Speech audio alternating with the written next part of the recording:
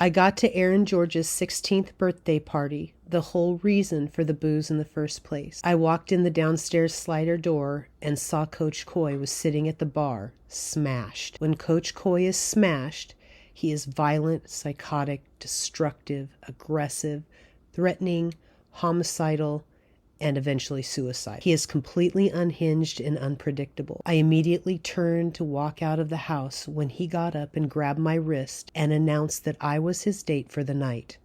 Aaron, Rod, Danny, and I all made uncomfortable eye contact. For the next several hours, I was dragged around the festivities by my wrist, hip-tossed onto the ground, pushed up against walls.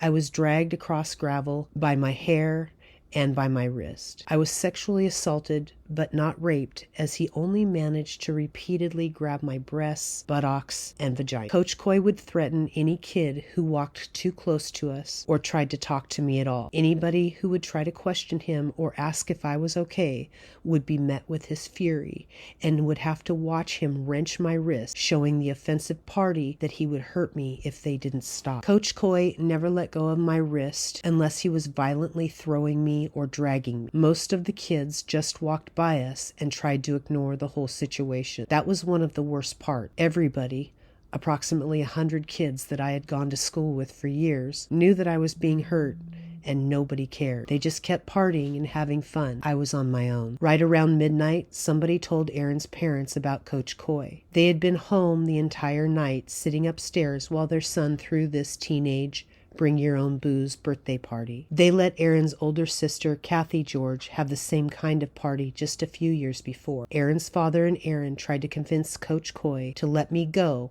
and to go home. Coach Coy immediately became threatening and aggressive towards Mr. George. During the heated exchange, Coach Coy was leveraging my wrist, making me drop to my knees. Aaron's dad walked away pretty quickly. About a half an hour later, Aaron came back to Coach Coy and announced that his parents wanted to talk to me because they were going to call my parents to come pick me up. I begged Coach Coy to release me and allow me to talk to Aaron's parents because I had to stop them from calling mine.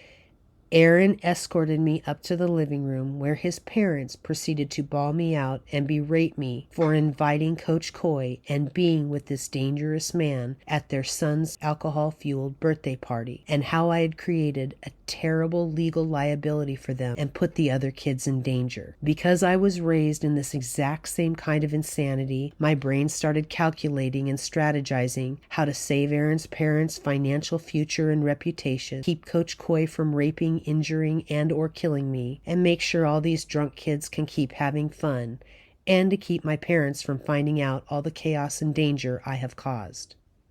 All lives depend on me, so I've got to stay safe so I can keep everybody else safe and unencumbered.